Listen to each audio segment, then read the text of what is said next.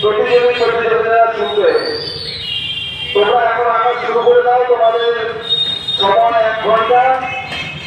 1 ঘন্টা হওয়ার 10 মিনিট আগে তোমাদের একবার বলে দেওয়া হবে। তোমরা কোনো বিষয় নেই, তোমরা যেমন খুশি আসতে পারো, কিন্তু ঘর বিভাগের বিষয় যেটা যে সুভাষচন্দ্র বসুর প্রতিকৃতি অঙ্কন। সুতরাং তোমরা তোমাদের বিষয় অনুযায়ী ছবি আঁকা শুরু করে দাও। আমি অভিভাবকদের বলছি এই সামনের দিক থেকে সরে যেতে হবে, আপনারা পেছনের দিকে চেয়ারের ওইদিকে বসুন।